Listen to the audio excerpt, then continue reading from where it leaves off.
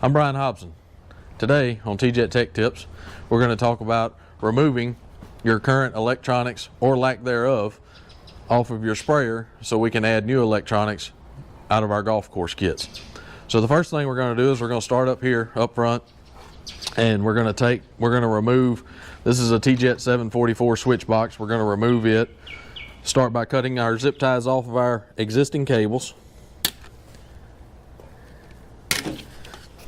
And then we're just going to verify that we've got all of them cut so we can easily remove all of our cables. We'll raise the seat up. We'll cut the cables that are down in here. Make sure that we've got all of them out of the way. Everything down there is good.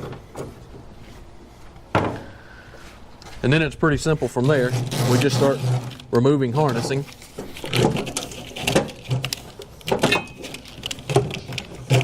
Oh, I missed a zip tie somewhere.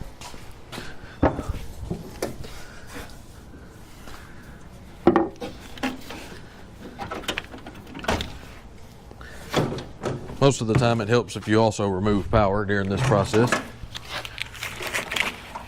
So there's half of the harness for the 744 switch box. We'll just take this off.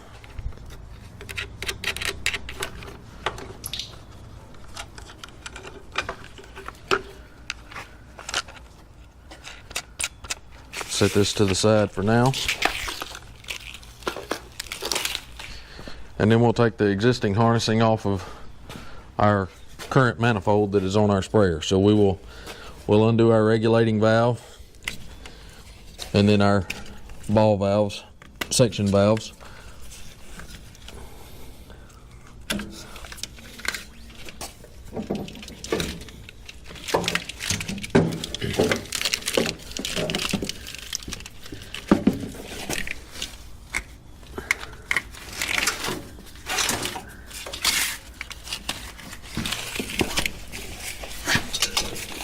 As you can see, this is a pretty easy process. We're going to have this thing uninstalled from here in just a matter of minutes. And then we have our pressure transducer down here that we won't be needing anymore, so we'll just remove it the old-fashioned way.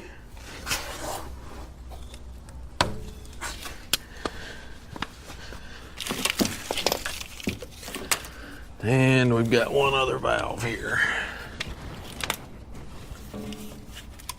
There we go. Had the wire hung up.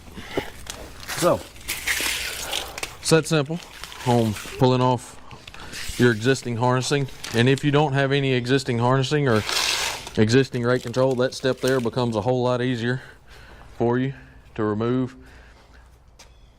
the current electronics that are on there.